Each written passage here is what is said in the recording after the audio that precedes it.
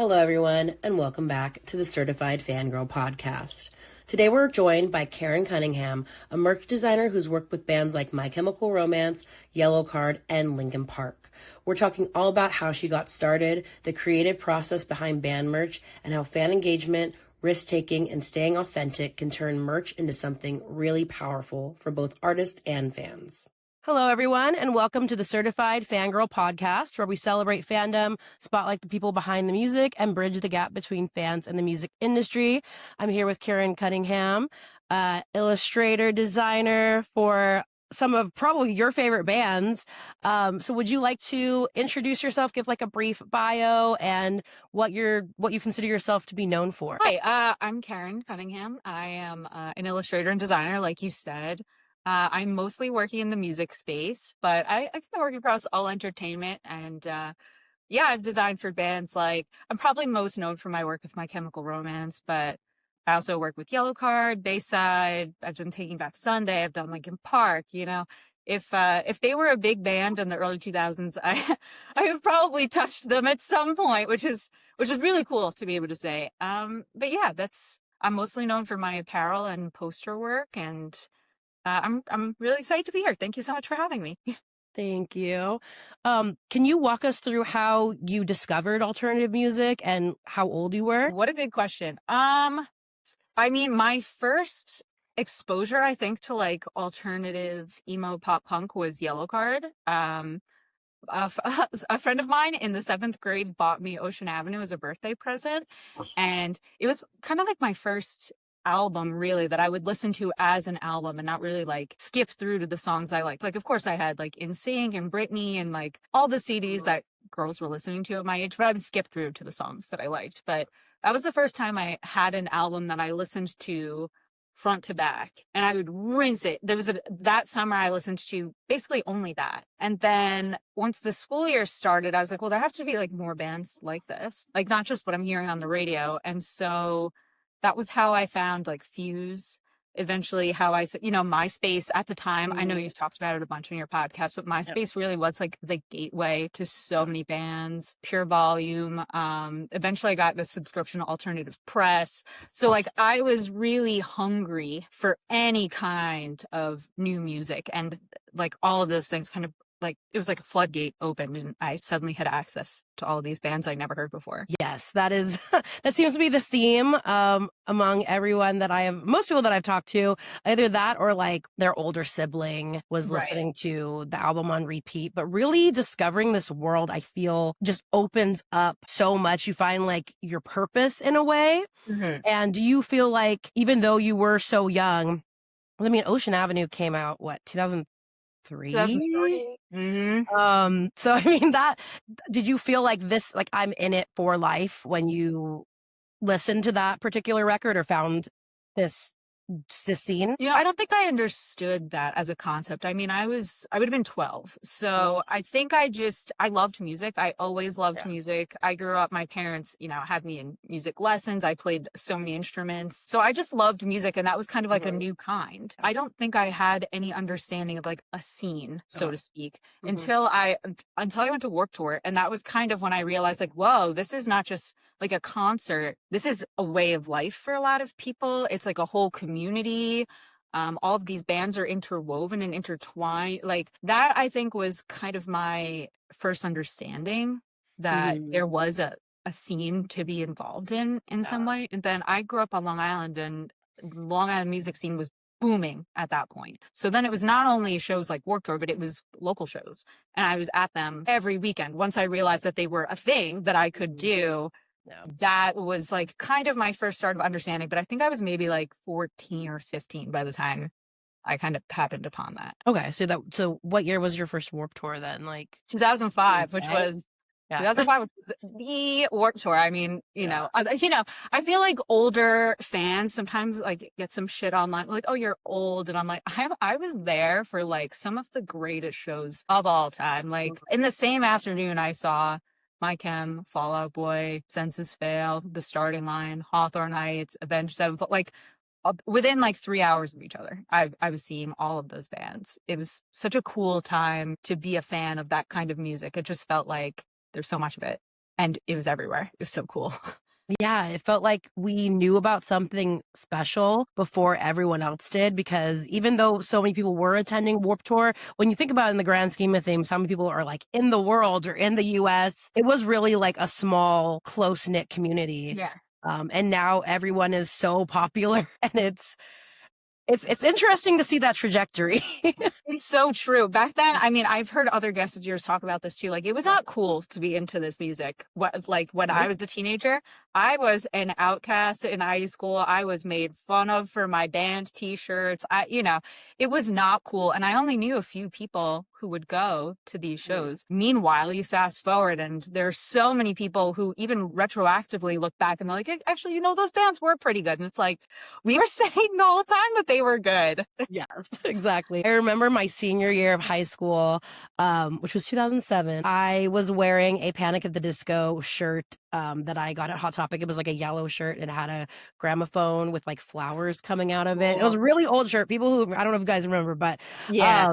I remember people just like making fun of me so much, like, oh, you like, and they call my friends and I Friday night emos and would like make fun of us on MySpace, like write bulletins about us. And we were not cool. Nobody wanted to like associate with us in that way. And it's just interesting looking back, like, hey, we're ahead of our time. So 1,000%. The amount of people when My Chem did their reunion tour, I guess it would have been 4 years ago now. The amount of people that I grew up with who went to those arena shows, I was like, oh, where were you in 2005? Making fun of me? Yeah. Telling me to jump out a window? What? Not you, apparently. So do you think that back then that Yellow Card had impacted you the most because they were kind of like this gateway for you? No, like yes and no, in that they were like the first band, right? It was kind of like they were kind of the first band that I found. And then, that was kind of like baby's first alternative rock is when, I discovered like Blink and Evanescence and Green Day and like all the bands that were already kind of having that moment. I think the real gateway band for me, which is like no surprise to anyone who follows my work, was My Chemical Romance, because as soon as I discovered them, and I discovered the bands that kind of existed in their orbit, because they were touring so much that I was finding new bands through them. And then those bands would lead to other bands. And like, they were, I think, like the jumping off point for me, really discovering the whole scene that they were playing in. And honestly, the scene that they rejected in a lot of ways, that they didn't want to be a part of, was still a way for me to find that music and get into it. Yeah, 1,000%. So very, very, interesting pathway, but also that's happened to a lot of us in that way, just kind of finding a band and going along this path and finding other ones and like I said, opening up into this whole world that you never knew existed. And did your parents listen to a lot of like alternative music, or was that in your house at all? No. No. With nothing but love to my parents. My dad is much more into like the Beatles and classic rock, and he has like an extensive knowledge there, but when I was a kid, I wasn't really latching onto that. My mom, though, really into, like 90s country. I was brought up on the Dixie Chicks and Shania Twain. Oh, okay. I was brought up on Elton John, ABBA, who I'm a massive ABBA fan. So like those were more of my foundational texts, so to speak, were like these bigger, larger than life singer-songwriters. And I think that definitely played into my music taste like down the line, but I wouldn't say like I found rock music in any way through my parents. That was really just me hearing pop punk on the radio for the first time and realizing that there was more of it to be found. Yeah, 1,000%. I was gonna say my parents never listened to country growing up. My dad, big Beatles, Eagles fan, so heard a lot of that growing up, and and it's still like in the rock family-ish, but definitely very different. It's different too when it's like your parents' music, like, especially when you're at that age that you're kind of like rebelling in a way, and you're like, I don't want to listen to what my parents listen to. That's not cool. Like, I want to find what's cool to me. You kind of have to, it's a good springboard to jump off and find your own thing, I think. But I didn't have a real appreciation for that stuff until I got older. And then I was able to kind of look back and see like, oh, those are like the big foundational bands or artists that kind of laid the groundwork for the music I'm listening to. You start to see the connections and the threads between them. As you get older, you have more exposure. Yeah. Did your folks like try to steer you away from that type of music, or were they accepting of whatever you want to do, you know, individuality, creativity, etc.? Yeah, they didn't steer me away from anything at all. Honestly, my mom actually took me to Warped Tour in 2005. Oh, Me, amazing. my best friend, and my mom and my best friend's mom, because I would have been like 13 or 14. So I was still like younger. And I think my mom understood that like maybe I shouldn't like just let my young daughter go to a concert for the first time in the Mm-hmm. middle of Randall's Island, which is, you know, over here, it's like a dirt field. There's Oh, like nothing there. It was like 105 degrees. It was like the hottest day of the summer. So she was like, let me just take you. And then after that, she was like, yeah, this is cool for you. I don't have to take you to shows anymore. So like, how about you just tell me what you want to go to and I'll drop you off and I'll pick you yeah. up when you're done. So, you know, my parents like they didn't like actively involve themselves in it, but like they encouraged anything creative that I ever wanted to do. Music, art, like all of it was, you know, when you're a teenager, you're discovering yourself. My Yeah, parents were like, do exactly. your thing. They didn't I care. love that. I love Yeah. that they're kind of fostering that creativity and letting you kind of just do your thing. Did your mom go to the reverse daycare at Warped Yes. Tour, or was she? Yeah, okay. Yes, she did. And she complained the whole time. She's like, Kerin, the tent is so small and there's like 5 chairs and none of the other parents want to take turns and get out of the chairs. She was like, truly, she told people for years, she's like, I'm the greatest mom of all time because I survived Warped Tour. And Yeah. she's like, I watched my daughter run into like crowds of thousands of people and was like, go ahead. And I was like, you know what? Like, you did that. Like, you really are. You're really the best. That's so funny. Yeah, that was, you know, they're like, parents, come hang out. We have something for Right. you. Right. Exactly.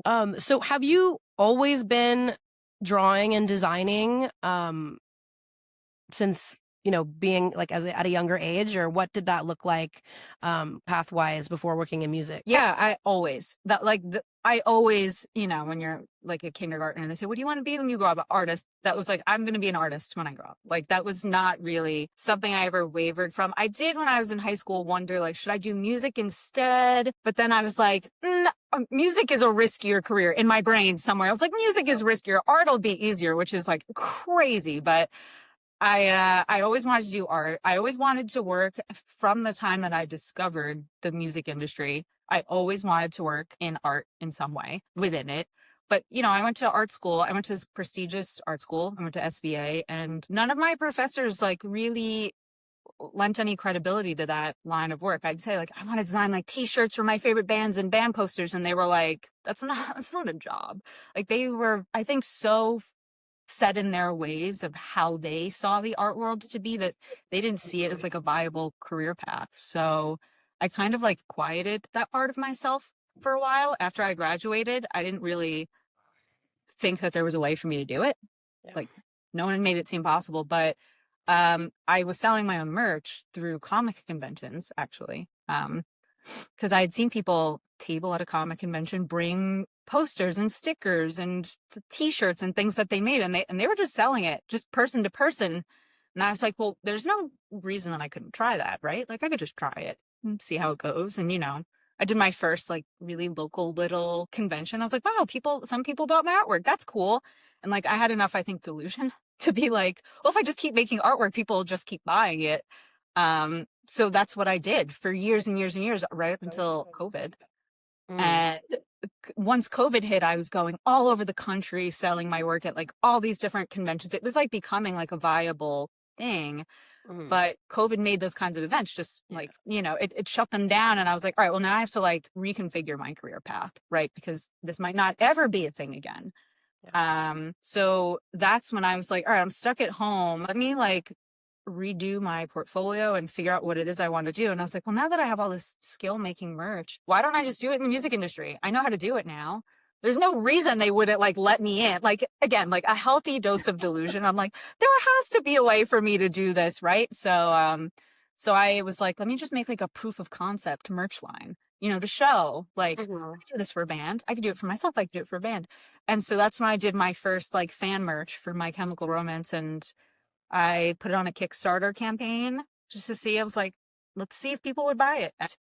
It completely changed my life, like in every possible way that one merch line changed the trajectory of my life. And then from that point on, I was working in the music industry. This was almost 6 years ago now. Oh my gosh. That's amazing. First of all, I feel like you do need some type of delusion to get through. I mean, it's better than like imposter syndrome or something. Right. You I want have that too. We all have that too, right? It's like, but it's both sides of the coin. You have to believe that your dream is going to work in order to chase it. But you also have those moments of being like, oh my God, what am I doing? And everyone knows that I don't know what I'm doing. And, they go hand in hand, I think, for any creative person. Mhm. Yeah. You're like, okay, there's so many people in the world. Why me? But also, I believe in myself and I have this passion and I know that I can do this and I have the skill set to back it as well. So why not just try it? Yeah. But yeah, I think when the pandemic hit, a lot of people were trying to reevaluate and reconfigure like what their purpose was in life, and then also like no live shows, and then they started doing like the streaming platforms like Veeps, and having us watch these kind of isolated shows from home, and kind of thinking, oh, there's different ways that we can do that, or we can find a way to still connect with each other and still have this community, even though we can't be together. And of course, we were eventually allowed to see each other and be together again, and everything has been, okay since then. But just that kind of like reevaluation process, were you worried that maybe it wasn't going to work out in that way? Worried's not the word for it. It was more like, I'm just going to try. And if it doesn't work, then I'll figure something else out. Like, I guess I never doubt myself to the point that I don't try something. I'm just like, well, just try it. And then if it doesn't work, I'll find another way, but I think it's going to work. Like once I saw how many people were responding to that Kickstarter and that merch line, I mean, it went like, I don't want to say like viral, but at least within like the My Chemical Romance community, it blew up. And so I'm like, all right, well, if the people that I made the thing for are really responding to it, then I have to be doing something right. So I'm in my I was like, I'm going to find my way in somehow. I'm going to find my way to make this my job. Like, I don't think I worried about it, honestly. I think I worry more now that it's my job. I worry more about like, God, like, when's the next job going to come in? Like, is this finally the year that it all falls apart and I have to get a normal person job again? Like, I think I worry more about it now than I did when it was just the dream. Yeah. You're like, I'm just getting started. I have this thing that I need to accomplish. But then once you've accomplished it, you're like, okay, how do I keep this momentum going? Yeah, exactly. And that's so difficult. I think any freelancer or gig worker knows that. You're always worried that for some reason, all the experience that's led up to that point isn't enough. It's just fallout from underneath you. And really, it's kind of the opposite. It's like the longer you've been surviving and keeping it afloat, the more likely you are to keep doing it because now you've learned how. Yeah, it's like second nature to you at this point. Right. So from there, did My Chemical Romance notice you from this viral drop? Yeah. Okay. Yeah. So I was fulfilling the orders, and it was like, it was close to like 1,500 orders or something like that. But I was putting the labels on every box. I had my family members helping me fold t-shirts and put them in there. And I noticed on the label, I was like, this is their manager, one of the boxes. And they had ordered one of every single thing that I made. So I was like, okay, either they're going to sue me, and this is like evidence in a case that they're building against me, or maybe they're going to like it. So I put one of everything in the box, and I wrote a handwritten letter that basically said, please don't sue me. I'm not really making any money on this. Like, I'm just making this like because people wanted it. Yeah. But if you're not trying to sue me and you like what you see, here's my email. I would love to work with you. And that was all that it said. And I just like sent the Hail Mary off, and I didn't hear anything for probably like 3 or 4 months. And then I just randomly got an email that said, sorry, this is so delayed. We love your work and we think that you should do some work for us. Oh my, what was your initial reaction? Like, did you pass out? I remember it was Valentine's Day of 2021, and I cried because I just, your belief in yourself only gets you so far. It got me there. And then I was like, wow, that's kind of crazy. I actually did it. Okay. And I knew that wasn't like, I'm in the music industry now. I just knew that it was like, my one shot, one opportunity. So I was like, all right, whatever comes from this, I'm just going to hit it as hard as I can and see what happens. Amazing. Yeah. Yes. Like you're like, where do I go from here? What do I do? Because it's like a pinch me moment. I don't even know how I would have reacted. Call everybody that I know, like what Yeah. you know. Yeah, but then you also can't tell anyone, which is But like then a you, big part of merch yeah, is that you're not supposed to yeah, talk about it at all. So like my yeah, first year of doing merch for any band, I was like, oh, pins and needles. Like I wanted to tell people so badly. yeah, But I was also so afraid that if something got out and it got back to me, I would lose everything that I had worked for to that point. Now I do it so much that I genuinely forget that I've worked on stuff and something will come out and be like, oh yeah, my bad. So like you learn to like kind of shut yeah, that part of it off. But it was so exciting. And it's still exciting when I get yeah. these opportunities. But yeah, that first year was really like you said, like pinch me all over the place. How long is like the process for that? Like finding out like you're gonna design something to when it actually comes out. It depends. It's like, Yeah. it depends. So like, for example, and I don't think they have a problem with me saying this, because it'll come out tomorrow, but I just finished Yellow Card's whole tour lineup for this upcoming. They're going on the up, down, down tour with Newfound Glory, which is a sick lineup. But we Yes. just finished the whole merch lineup and we finished it maybe 2 or 3 weeks ago. And the tour starts today or tomorrow. So sometimes it's that quick. It's like, I know in my head, like, okay, this is tour merch for this tour. So on that date, it will be out in the world. So that's like sometimes how it goes. Other times, like I got an email last week that said, hey, Kerin, this Linkin Park shirt that you did back in May of last year finally got approved and it's going to be out on their tour. And I was like, it's been literally a year. So it's like, I just kind of expected that design was not going anywhere because it had been so long, but you never know. Like sometimes things will pop up a year or two later and they're like, by the way, we're going to make that. I'm like, all right, like sounds good. So there's no real way of knowing. I just kind of like, I'm grateful for the times that I do know. And I know that I can talk about it because most of the time I have no idea. Yeah. Okay. So you're just kind of, you design it and then it's kind of up in the air and then you get like a notification and. Yeah, even if that, sometimes I'll like see the shirt and I'm like, oh my God, like it's like a jump scare of your own. You're like, oh, I didn't even know that was like a thing that they ended up making it. It's interesting. Yeah, because I saw was it the Yellow Card Airlines? Oh yeah. Design that you did? Yeah, I saw that and I was like, oh, this is cool. So I Yeah. love fun like merch design ideas. When things are really conceptualized very well and kind of bring like a song or a band's kind of image to life in a way that shows up on whatever merch, a t-shirt, a hoodie, tote bag, whatever have you, or like more unique merch items too. We talk about that all the time. And I know. so I was listening to you guys talk on your last episode about yeah. how you wish there were more weird merch items. And I Yeah. was like, I wish I was in the room having this conversation because I also wish that. And I think a lot of us designers also wish that. But because the economy is so volatile right now and because merch is so merch, I think I read a statistic that says something like 30% of a band's touring profit alone can come from merch. You know, like they're definitely not making money on streaming. So where is their income? A lot of the times it's merch. And so when you create a merch line, you got to go for things you know people are going to buy and that aren't very risky. I mean, bands with unlimited budget. You're talking bands that are doing like arena shows, right? Like a Blink 182 is not worried about a weird merch item because if they try something and it doesn't work, they're not hurting, right?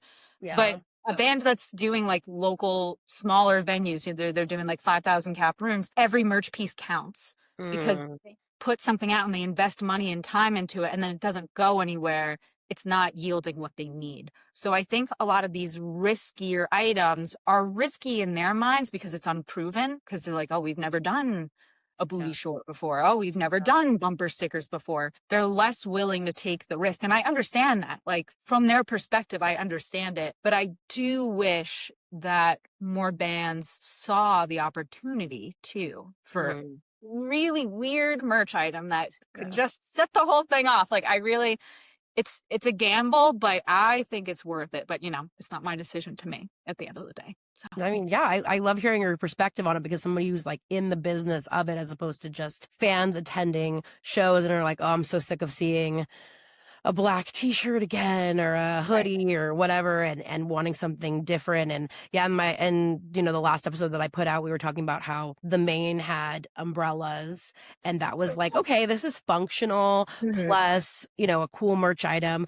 But in what way would we be able to like kind of see that? Would it be like a Kickstarter kind of thing to create an item like that, or like a demand in a way where it could fund it prior to them manufacturing it? Yeah, I think you're exactly right. I think pre-order models are really slept on. I think there are bands who utilize them, who maybe if they're not actively out on tour, they're like, all right, we're going to drop something in the merch store online and we'll only make that amount of thing, which I have always operated my own store on. That's how I think it should be done. Ideally, it's less economical waste. It's less, environmental waste. You're not putting things into the universe that aren't wanted or paid for.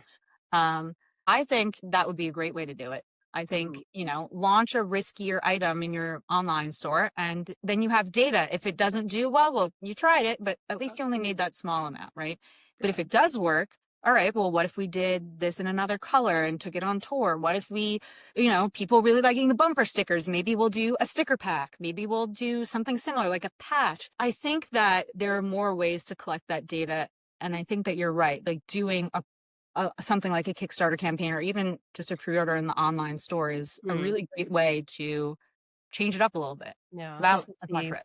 Yeah, to see what the demand is, because if the demand is there, like why not do that riskier item? Right. I love a bumper sticker, like especially the ridiculous ones, like, oh, I came all this way to see so and so band and all I got was this lousy bumper sticker. Right. Like those are amazing in my opinion, and I think a lot of people think that too, because whenever my friends and I bring up the unique merch online, we get so many people's input and comments on, I want to see this, I want to see that, and it's like, okay, well, hopefully the bands and artists are seeing this and are willing to kind of do it in that way. But also, yes, having a pre-order as opposed to ordering a bunch, having all of this back stock with nowhere to go, and having like a textile waste situation. That'd be a great idea. But it's really great to hear your input on that, because you never know from that point of view how things are working, because I think it's easy for people to just say, well, why not this or why not that, without realizing like the different factors that go into it. So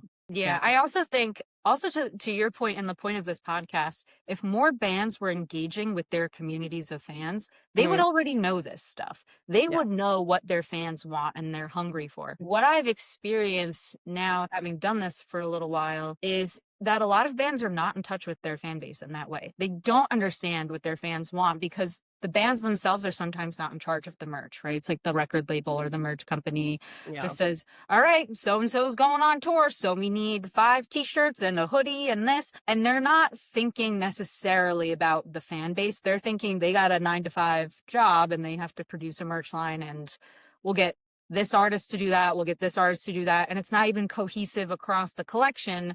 None of the designers are talking to each other. We usually don't even know who else has worked on the merch line until after it comes out. So there's just not that connectivity. But if they had that and that engagement, and they saw like, hey, our fans online, like it's approaching the holiday time. They want a sweater. We've never done a sweater before, but it seems like this community is talking about all the cool ways that we could do a sweater. Why don't we give it a shot this year? If they were doing more things like that, or inviting fans into the room with them and asking for their feedback, they would have more merch profit. And they would have less risk because they'd have it from the horse's mouth that that's what they want. So I could go on and on about that forever. I think that fans are so underutilized in the in the industry side of the music industry, and it would be better for it if they had more opportunities. I wholeheartedly agree. When I was in school, I based my whole like final dissertation capstone project on fan engagement.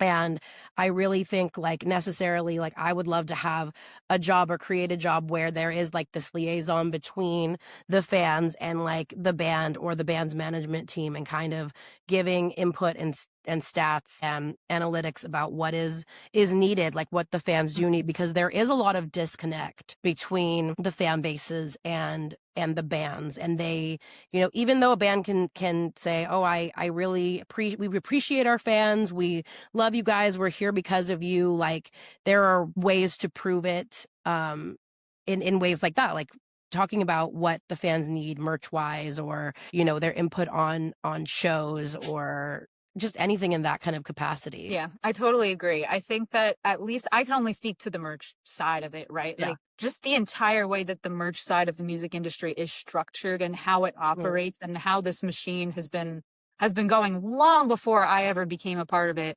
It's so set in its ways, and fan involvement is really not there for most fans in that side of it. It's treated more as like the corporate side of the industry rather than like a creative thing.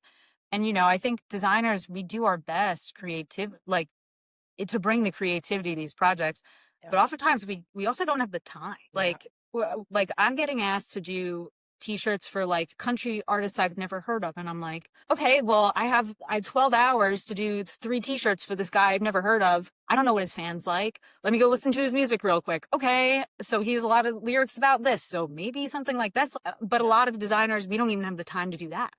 We're just like, okay, here's the random mood board for this band, plug away a few designs and off they go. And they don't necessarily speak to the fan base because we're not given like the runway to do it time wise.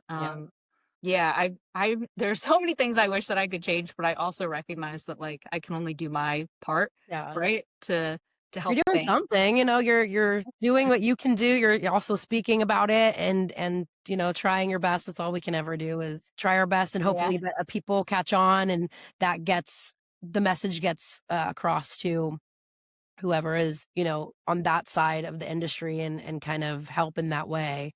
Yeah. But I was gonna like pivot a little bit. Of course. I'm like, we could talk about that forever, honestly. Oh my God, of course. Yeah.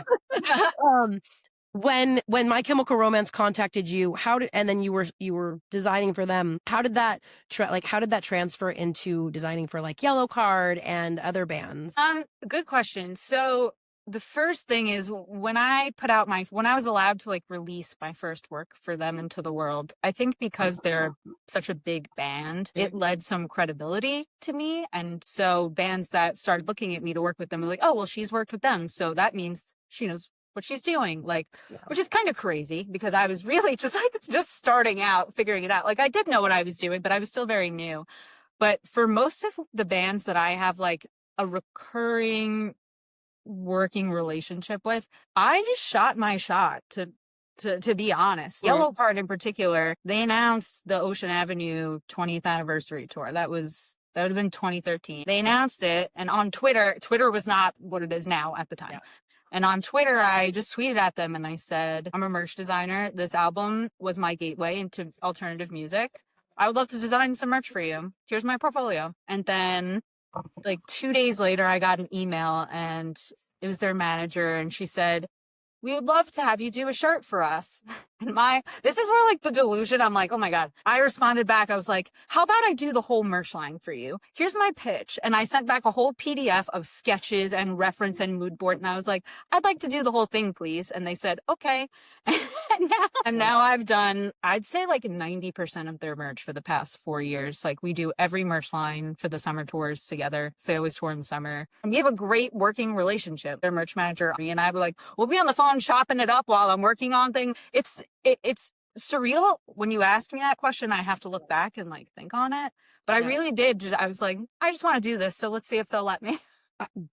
Amazing. Like to the confidence to shoot your shot like that. That's shoot. You're never going to know unless you try. That's kind of my whole, I'm like, if it doesn't work, it doesn't work. But it might work. You tried. Exactly. Yeah. Like what's the worst that could happen? They say no. Right. And that happens all the time in any creative industry. You're going to hear no a million times. You're going to work on things that never see the light of day. Like it can sting a little, sure, but you won't know unless you try it. I would so much rather try it and just see what happens. Yeah. You're going to like, I was saying this, I think a lot when I was talking to somebody is like, oh, you're going to be that age anyway. So why not just try and So true. You know, at least like, oh, I tried this and I didn't really succeed, but you know, it's okay. Like I tried it and Yeah.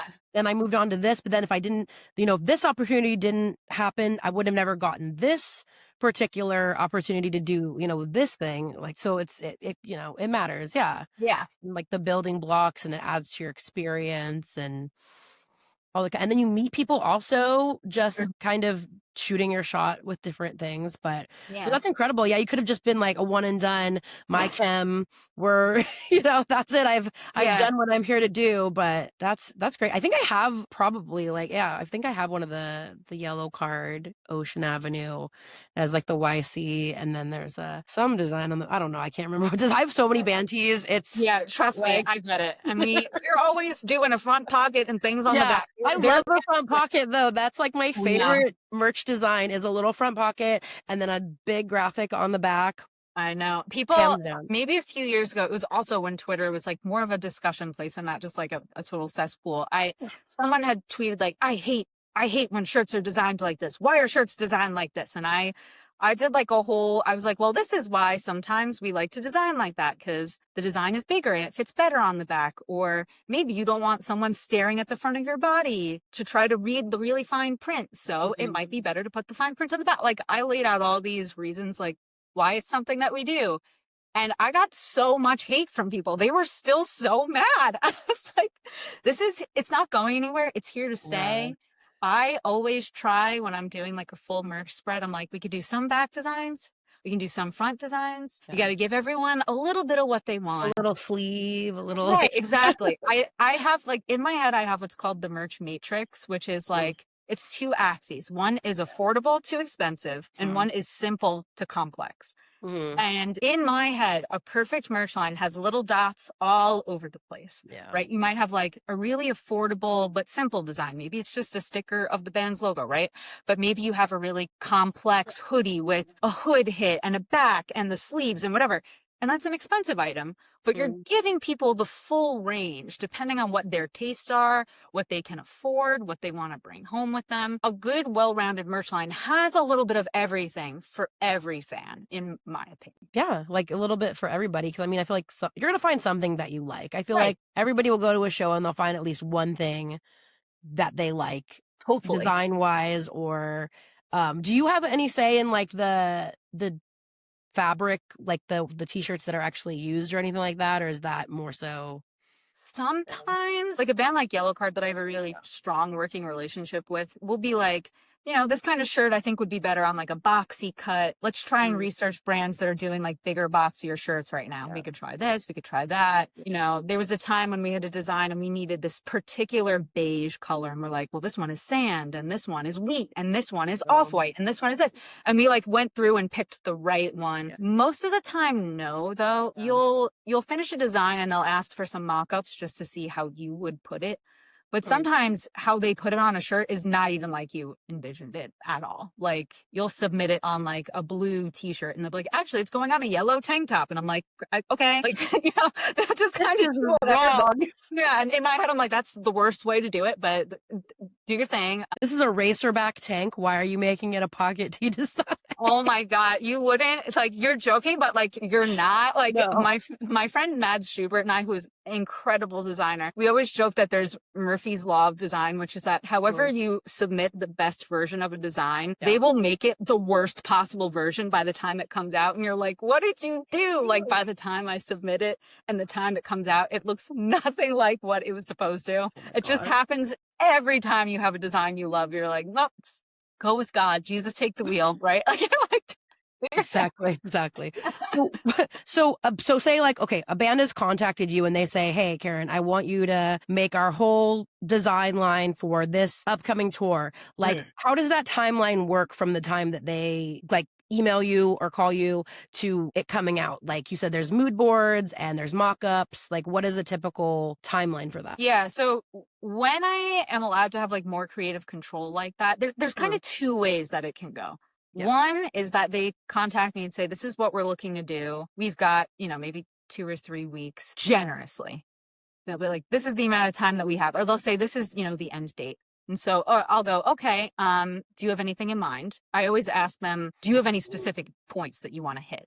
because otherwise you're just shooting blind and hoping that you land on something that they like. So with their input, I'll do a mood board. I'll sketch, because I'm an illustrator before I'm a graphic designer. I hate graphic design. Drawing makes so much more sense to me. So I'll sketch out as much as I can to be like, here's my rough idea. Yeah. Once those are approved, we'll kind of work our way through each design. Like, I'll let them know, okay, the next one I'm doing is the long sleeve. So give me a day, and by tomorrow I'll have it for you to look at. And we'll kind of one by one work on the design. That's how I like to do it when I am able to function that way. Some of the time, that's how it works. Other times, I would say it's kind of like Mission Impossible. Like, you'll get an email that says like, you have 72 hours and we need 5 t-shirts for this band, and go. And you get no other feedback or input. So I'm not even sketching or doing mood boards or doing anything. They're just giving me a very brief framework that I need to operate in. And I have that amount of time to submit it. And then you're just going in blind. You're going, well, I hope I'm giving them what they want. You send it off and you don't know if they're going to make it or not. And that's how I'd say it works the other half of the time. Okay. I was wondering how much time you have, because like to really feel like you have a creative space versus I wish more than I have. Last year I had to do an entire merch line, I think in 12 hours, which some designers are so good at. There are so many incredible working designers that can just fire away and they can turn out merch like that. My brain is like too conceptual to do that. I think I'm out here thinking like, what's the bigger purpose of this merch line? Like, are we hitting on what the fans want? Are we hitting on this? Are we representing their entire catalog? We need references from their new album, but also their deep cuts for the fans. Like, I think too much for that to be my preferred way of working. But there are lots of designers who can work that way. I'm just not one. That sounds stressful. Yes. Yeah, I'm sorry to be like, it's terrible. It's so hard. It can be really hard, but it also can be like really rewarding. It's both. So you're not like going back and forth with like the band's representative or whatever kind of approving design, it's most of the time not, honestly. It's only the bands that I have really strong working relationships with, like bands like Yellow Card, like Bayside is another band. I've done merch for them for the past like 5 years. Like, we're on like a texting basis. We're just texting ideas back and forth. What about this? What do you think of this? What do you think of that? But when you're working with like a label or like a big merch company, they're just sending you the one email and you're just sending back whatever they need. And that's all that you get. And you hope you don't miss that email. That's so true. It's so true. And you're just like, because sometimes you do respond back too late and they're like, we already have someone on it. And it's like, you're like, you have an hour to create an entire merch. Thanks. Okay, well, let's see what we got. You would be surprised, like, especially if they want to capitalize on like a big moment that's happening. Like if the band was just had like a big TV appearance and you're like a viral moment. Right. Like a viral moment, and they want to make a reference to it. And they're like, we need this as fast as humanly possible. And you're like, okay. It's not conducive to like creative, fun merch, but it's a way of getting it done, I guess. Only available for the next 48 hours. Yeah. Viral moment. Yeah, exactly. Right. I see those all the time. Yeah. And I feel like they do really well, obviously, because of the virality of it and everything. Yeah. I was like, speaking of Bayside, I remember back at Warped Tour, I think it was at Warped Tour, I got a Anthony Ranieri Wants Your Soul shirt. No clue what happened. That was a long time ago, but I'm like, what happened to that shirt? But honestly, I'm not even saying that because I get to work for them. Usually, honestly, when their merch spreads come out, my merch is my least favorite in the lineup. I like everything everyone else did so much more, but they're always hiring new artists, trying to find new people to work with, doing really creative stuff. They're a really great band to work for. They're so much fun. I love hearing that. I love hearing when bands are like kind or, welcoming or just, fun to be around and work with. And it kind of, people always say like never meet your idols. And it's nice when that is proven false. Yeah. It is like the fan community. Yeah, exactly. I agree. I'm lucky to work with a lot of really great bands. I have also been on the opposite side of it. Sometimes you work with a band and you realize, you're seeing the other side of them, right? Because as a fan, you get the creative side. You get to be involved. You get to see the music they're putting out in the live shows, and you're getting that part of it. But bands are also a business. And Yeah. so when you get hired by them, you do see the business side of it. And it's easier to work with some than with others, which, might not have anything to do with the personalities of the band or the members themselves. Yeah. It might just be the label that they're under is particularly difficult to work for. Or, like they've really tight turnarounds because they didn't plan ahead. And then you're like, it sticks in your brain that you're like, oh, this band that I love, but working for themselves. It's like, sometimes that does happen. I've gotten better at compartmentalizing it. But at first when I was getting these opportunities and being in the room with these people and things didn't go well, I was taking it like kind of personally. It's interesting. Yeah, you're like there's an outside factor, like it's it's okay. And then also I think about when bands are up there, like you're paying to see them at a show, or you're paying for like maybe a meet and greet or something like that, so they have to be on in that way. Right. But you always kind of hope when they say like, oh, we appreciate you being here, without the fans we're nothing, and you kind of always hope that they really feel that way and they kind of bring that with them off stage as well. But you never really know until you experience it. But yeah, I would have probably taken it personally too, like just it's tough. Being new. Yeah, especially in the beginning, you're like, wow, I get this opportunity. I always compare it to like Icarus flying too close to the sun. Like you finally get this dream opportunity, then you realize it's all still it's all in the name of profit and capitalism. Like that's what merch is. So the best that I can try to do is bring some fun and creativity to that. Like I can't control the way that the world is. I can't control that bands need money to function. Of course they do. They need to, they need to pay themselves and their crews. They need to be able to record albums and go out on the road. And so my job is just to do that the best way that I can do it. And then it doesn't feel soul sucking. It feels like I'm helping in a way. Yeah, exactly. And then you already have so many people kind of punching down in a way where they're like, this is sellout behavior, or this is like, just like, how are they going to go on the road and perform for you guys, or make albums, or feed their families if they don't charge you for that? I agree. I totally understand. I think that, I think with how expensive shows are these days because of monopolies like Ticketmaster, like all of that resentment towards that bleeds into everything else. So it's like, oh, they're overcharging me for a ticket, and now a hoodie is $100. What the hell? And you're like, well, they're trying to make the hoodies ethically, and venues take a merch cut, and there's taxes, and printing is more expensive than ever. And it's like, I know that $100 hoodie is expensive. That's tough. I don't know that I could spend $100 on a hoodie. So if we're going to make a $100 hoodie, let's make it really good. Let's make it worth the $100 that someone might want to spend. You're like, everyone's trying so hard to make this a pleasant experience. I know. We are. We're all trying. You're trying. So when you're designing and you're creating this concept for bands, are you like listening to their catalog while you're designing? Or are you kind of immersing yourself in their world? It depends on how much I like them. Sometimes like last summer I did a lot of work for Linkin Park, and I was like, let me go back and like revisit them, because I hadn't listened to them in a long time, and they were just returning with the new singer. So I was like, let me just go back and like listen to them. And I think Spotify was like, they're your number 2 artist this year. And I was like, well, that tracks. I was like really like trying to find the things that people love about that band so much and trying to carry that into the merch. But I already liked that band, right? Like sometimes I'll get like a one-off like TikTok singer that I've never heard of, and I'm like, I'm good. I'll hear one song and I'm like, I think I got it. We're covered. But if I already liked the band, or I hear something and I'm like, this is interesting to me, I've found new artists that I like from being asked to do their merch, and then then I'll listen. But a lot of the times I'm just trying to get it done as fast as possible. Okay. Fair enough. Because I was picturing this like whole world where you're like, let me dim the lights and turn on Yellow Card's entire catalog, and I'm just gonna honestly, sometimes, like, especially like if we're trying to reference an album in particular, and I'm like, man, I haven't listened to that album in like 10 years. Let me just go back and listen to it. And then I will.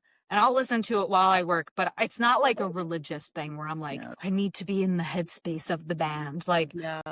usually, honestly, I'm listening to a lot of like pop music that's really upbeat because I'm like, it keeps me going and keeps my brain from turning off if there's like something going on. So it's a mix sometimes, but not always.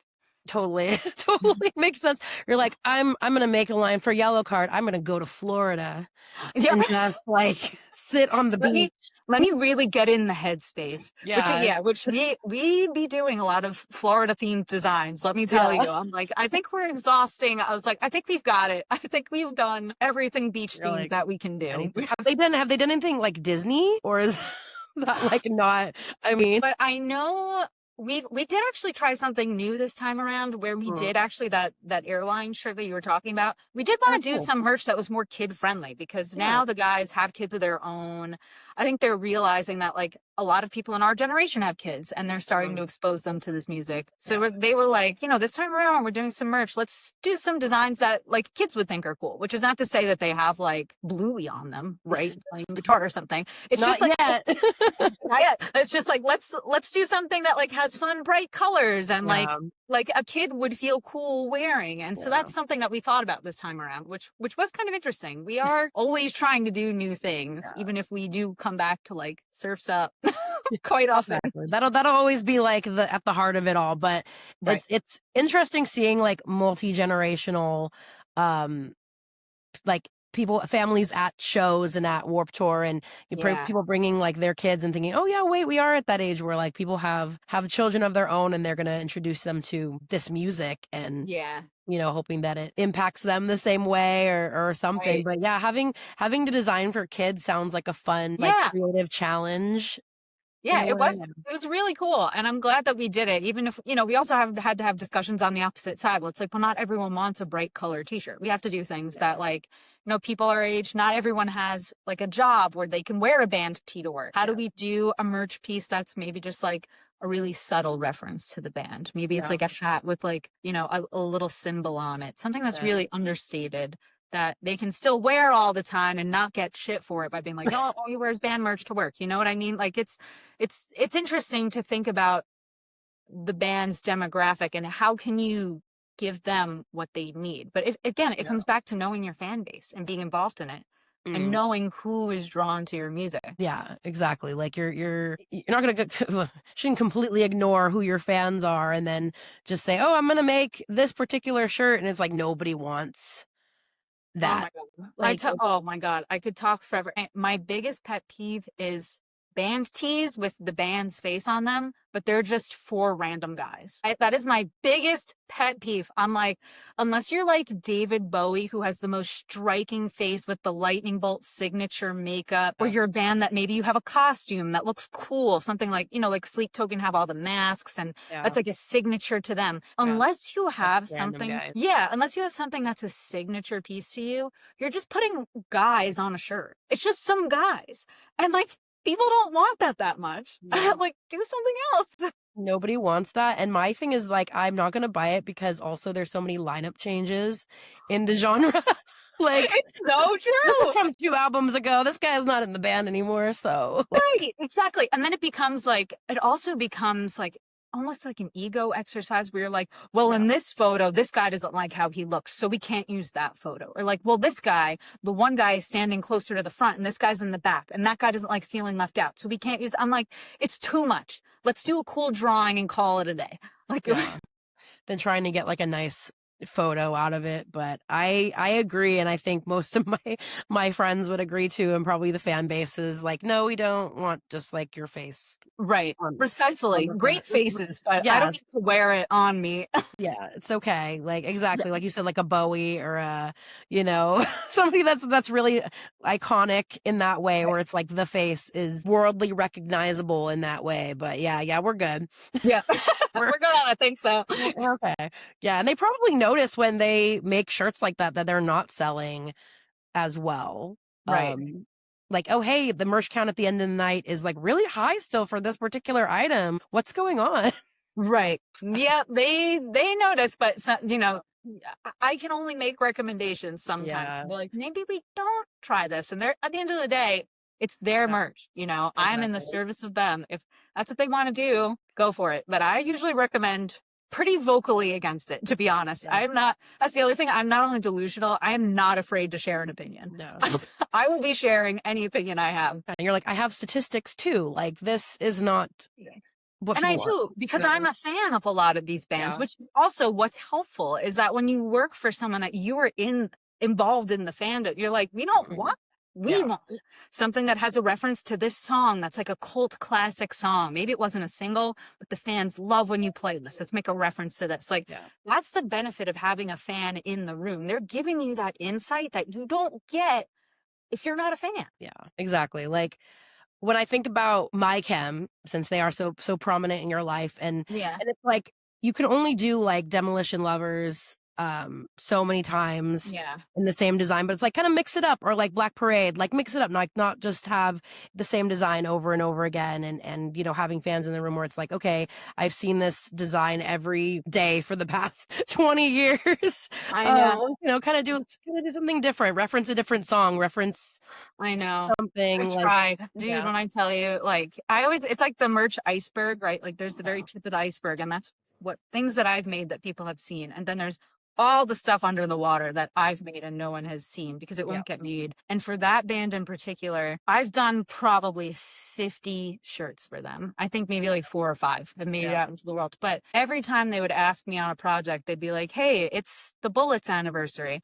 I'd be like, I'm going deep. Like, I'd pull out the album booklet. I scanned it. I went into the liner notes. I was like making designs that were so like such a deep pull for the fans, but they didn't get made because by the time those designs get produced, they've touched like 10 people, right? Maybe it's like an art director here, you know, like a commerce person over here. The band probably hasn't even seen them. So it's getting seen by people and they're like, we don't understand that. What does that have to do with anything? It doesn't have the album cover on it. Let's just, you know, we'll just do a bunch of this. And then what comes out, you're like, damn, I had a shirt that I know the fans would have been so stoked to see, but it just doesn't make it past the finish line. I came in, there's so many shirts in the graveyard that I'm like, I know people would have gone crazy for this, but they, you know, sometimes it's just not what gets made. It is what it is. It is what it is. We see your you're trying to fight for it. We see that. So we try, and I think a lot of designers do the same thing. Like when we get these opportunities, we're like, let's go crazy, and like sometimes it's met with the same enthusiasm, but sometimes it's like, it's too deep of a pull. The average person who's walking into Hot Topic doesn't know what that is. So it doesn't make sense. So you're like, you have to understand the business side of it too, but it's like, damn. Like, damn, I had a great concept. I did this whole illustrative concept for it, and this was going to be such a hit with like the fans that have been around for so long. They're going to love it, and they're like, nah. Yeah, like, actually, no, we don't know what that is. So it's going to die in purgatory. And that's, you know, in NDAs, I don't get to show any of this stuff ever. It's gone forever. Damn. So close. So we feel it. We feel it.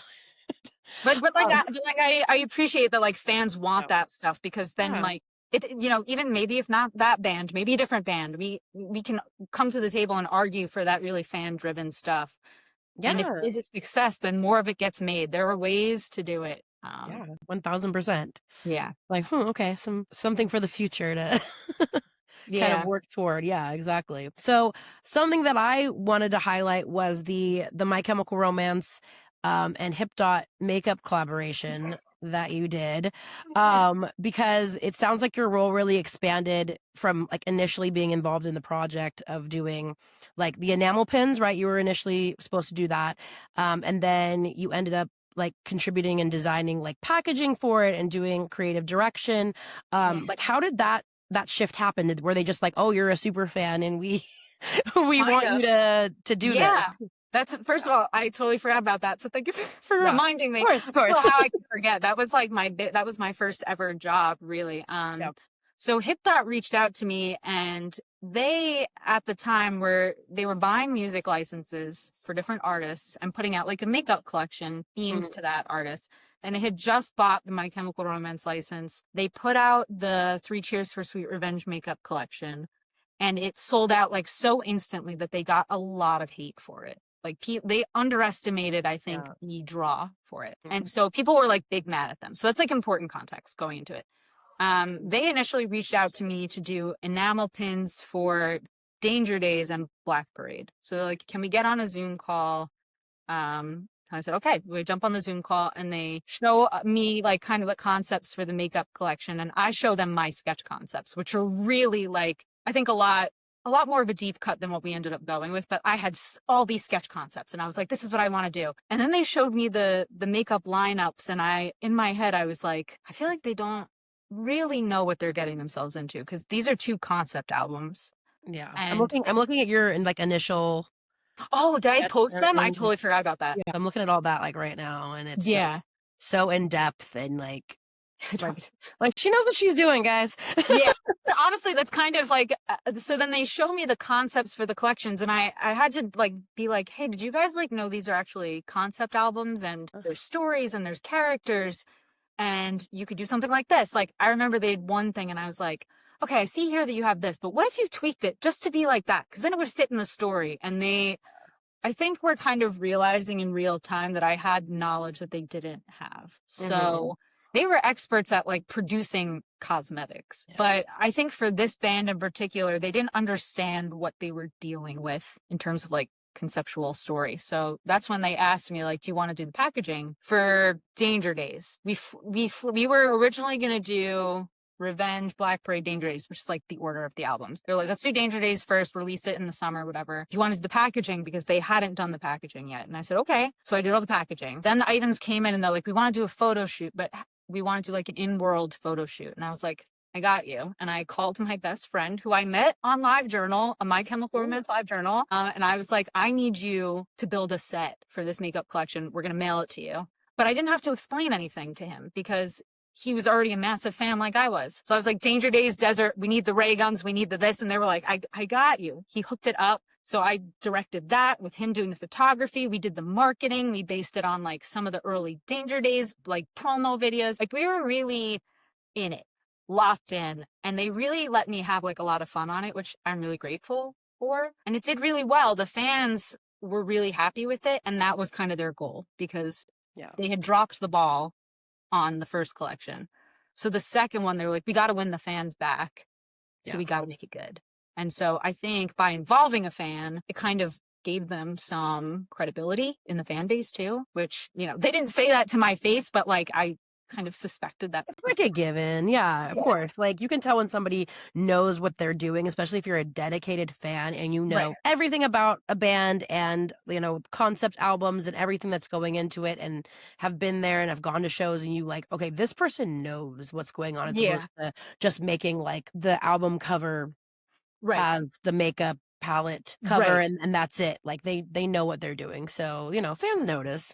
Yeah. And I think it worked out for the best. That collection did really well for them. I had less to do with the Black Parade collection. I was really just kind of like giving my notes at that point. They kind of mostly did without me. But I think they saw results from it. And I think that they were glad at the end of the day that they had me be a part of it. And I was very grateful to them, because that was a big moment for me in my career too. Amazing. And I'm sure that's such a different challenge to kind of step into than opposed to like, I'm just gonna make something for a t-shirt design or a tote bag or something, and kind of getting to like stretch your legs a little bit and go into that world, but also probably immensely fun to show off, hey, I know this band, so I'm gonna not only that, but I got to, another thing that I'm proud of on that project is they were sending a lot of PR boxes to like influencers. And I was like, that's great, but this fan base doesn't respond to influencers. Like they don't care. Yeah. They have an established fan base that they really love. So like, let's involve the fan base. So like I got them to hire My Chemical podcast. They're a podcast just about MCR stuff. I was like, let's do an episode with them where we talk about the making of the line. Yeah. I was like, let's do a comic with Lizard and Joy, who are like probably the MCR fan artists, I would say, like in the community. Everyone knows them, loves their work. I was like, let's have them come in and do a comic about it. And then they can share the comic. They get to work on this. My friend who's a massive fan did the photo shoot. Like, I was constantly trying to find ways to bring fans into it and have them be a part of it, because I knew that it would excite everyone, and that they would be bringing, again, this pre-established knowledge. We don't have to explain this complex concept album to them. They're already bringing that love and that They already passion. know what's going on. Yeah, exactly. Yeah. And kind of tapping into the correct people on the internet to Yeah. show this to and to talk about it. Because if you're just going to send it to like random influencers, like that's not Right. going to tap into the My Chemical Romance fandom or anything. Yeah. It's not going to. Yeah. So good on you for, giving your notes and everything. And then also, was your friend Ren Cannon? That's who you're talking to? Okay, so because then it's in the profile on here, so shout out.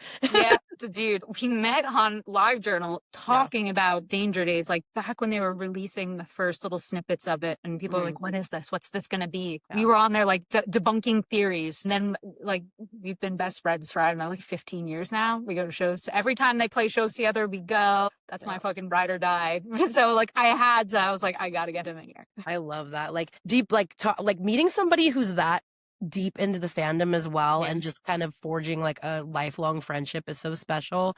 And also like you said, like debunking like rumors, or also like Easter eggs that bands have and whatnot. Like I'm a huge Paramore fan. That's like my My Chemical Romance. Oh yeah. So we, like, my friends and I are always like, what does this mean? Like, what are they trying to say with this? Like, what are they trying to hint at? Like these Easter eggs that they're posting, what does this color mean? And just like having people to kind of decipher that with you is a special kind of friendship, I think.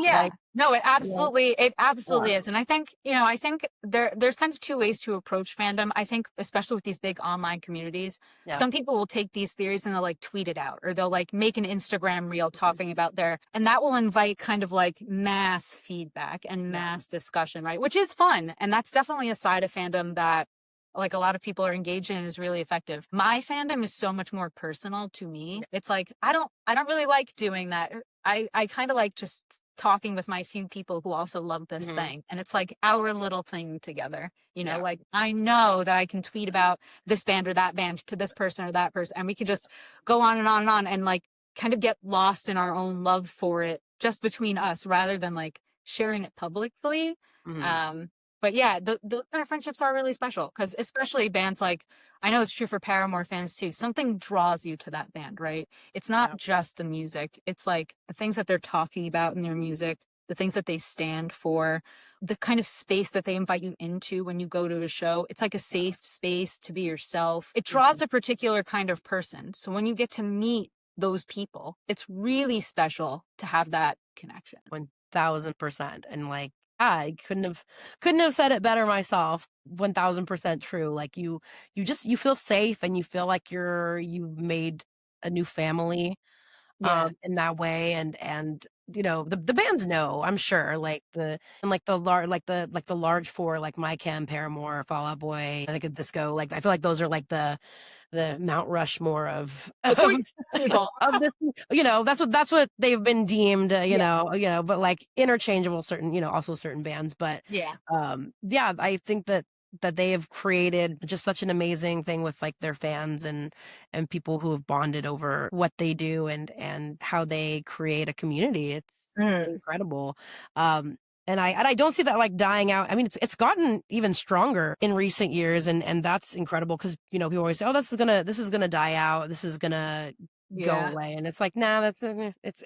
I don't see that happening. Like as long as all of us are kind of fighting for it as well. So yeah, I think so too. I think with the way that the world is right now, things feel so divided all the time. With you even going out in public, you don't know the kind of people that you're gonna run into. It when you go to a show for a certain band, all the people in that room are at least united under one thing, and it's that they love that. And you have things in common with them from the jump. And I think, like you said, I don't think that community is ever going to go away. I don't think people are ever going to stop searching for it. I think, if anything, that's getting stronger as we search for more people who understand us. I think it's such a great thing, and why I think it needs to be tapped into so much more. Yeah. 1000%. Yeah, it's just something that we can work toward, for the future and kind of, let's start this now. I don't know. I'm kind of like having all these creative juices flowing, trying to like think of ways Yeah. that we can kind of keep this going and not only sustain it, but like have it grow larger as well and stronger. But for people who want to be more familiar with you or your work, like where you said you were already working on the new Yellow Card line that's coming out for the Up Up Down tour. That's soon. You said it was I like think today. I think it's either today or tomorrow that they're starting it. Yeah. Yeah, but where can people like find you or your work if they're like actively searching for what you've created? Yeah. So I say my Instagram, I am like scared of posting on Instagram for some reason, but my Instagram is probably the most updated. It's just at my name at Kerin Cunningham, or my portfolio website, which needs a desperate upgrade. But I do have a lot of deep dives into the different projects that I've worked on long term there and like how those projects came to be and the ways that they've evolved. So if you want like a real deep dive on things I've done, my website, which is just KerinCunningham.com. I am not a social media person. I do it like against my will with a metaphorical gun to my head. So like you'll see me sometimes sharing my work, but a lot of the times probably not. Yeah. I'm trying to be better about this. Honestly, when you emailed me and asked me to do this, I was like, well, I did say I would start being better about this. So maybe this is me trying to put myself out there a little bit more. So I really do appreciate the opportunity. Saying yes. I'm gonna kind of reference Haley Williams, who was just I've been referencing this interview a lot because it was so long. She did a 6-hour podcast with Toby Morse, and I finally finished it. It took me forever. So cool now. And she kept saying this was the year. What was last year when they did? It was 2 segments, 3 hours ish each. And they did this last year, and she was saying that she was going to start saying yes to more things and saying that, hey, maybe saying yes to things will be really good for my heart. And I kind of wrote that down, and I was like, okay, I'm gonna like, this mantra is really good. And and so I was like, that kind of reminded me of that, like, hey, maybe saying yes to things is good for my heart and good for myself. I love that. Why not? I'm gonna take that with you too. That's what I'm gonna keep telling myself, because I hate putting myself out there. Scary. Yeah. It's in some ways. Yeah. It is scary. It is doing all this is scary. Talking to people and being on the internet. You're so good at it. You do such a good job of it. Like I was telling you before this, I've been listening to the episodes, and it's really easy to just talk to you. I've never met you before, but it's like I could feel it. Like I could go on and on. Nice to meet you. Yeah. Yes, please. If you're going to any shows this summer, and I know you're on the opposite coast for me, but. Oh, I always travel for shows. I go everywhere. Yeah, I'm gonna be in England next week for Slam Dunk. I'm going to DC Warp Tour. Nice. I'm like, anytime any bands that I love, like my top 5-10 bands, if they're like not in California, even if they're in California, I'll go to the California shows, but I'll also go to another show on like the opposite coast. I love going to like New York City. I feel like I have something for New York City. If I don't, I'll book something. If you do. I'm here. I would love to hang out. Yes, totally. Well, thank you for being here. It's run a little bit longer than I thought, so I apologize if you have like, I'm sure you have a million things to do. So I was like, I aim for 45 to an hour, but sometimes we just keep talking. No, you're totally I can yap like with the best of them. So I'm a yapper too. So I'm like, and I wanted to know, like, you just seemed so interesting. So I like wanted to know your whole story and like what was going on with you and how you got here. So thank you. That's so kind of you. Thank you so much for having me on. It was really, really fun. Yes, thank you. All right.